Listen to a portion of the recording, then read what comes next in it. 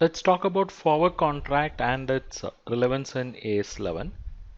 Enterprises will be entering into forward exchange contract or similar financial instruments not for speculation or trading, but to establish how much of reporting currency is required for settling a foreign currency obligation on the date of transaction, or how much reporting currency will be available, will be received when a foreign currency transaction is settled on the date of transaction.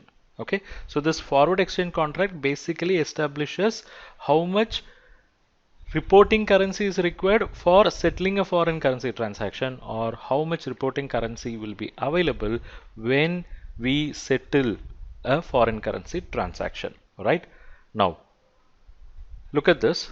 On 1st March, you are exporting goods worth $1 million and payment is expected on 30th April. You will be getting this $1 million. But on 1st March, when you have exported, when you have raised invoice, the exchange rate was 62 per dollar. So 1 million into Indian rupees 62, you are expecting 62 million rupees Indian currency. Okay, but the dollar remains same, which is $1 million. $1 million multiplied by 62, which is the rate on the date of transaction. But the question is, on 30th April, what will be the exchange rate? Will it be the same 62 rupees per dollar so that you will get same 62 million, or will it be better than that? Say, is it going to become 63 and are you going to get 63 million, or on the negative side, will it go down to 61 so you get only 61 million?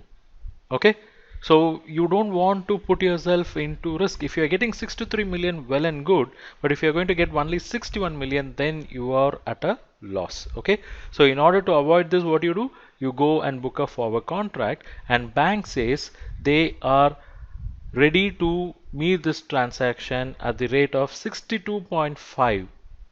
Okay, now the spot rate is 62 and bank is offering you 62.5, but it is possible on that date exchange rate may be 63, in which case there is an opportunity loss for you. But of course that's not certain, because it's possible on that date the exchange rate can also become 61. Okay, so now by going for this forward contract, you are establishing how much reporting currency will be available at settlement on the date of transaction. And in this case, if you notice, you recorded 62 million, but what you are going to receive is 62.5 million. So 62.5 million minus 62 million, you have a gain of 0.5 million, right?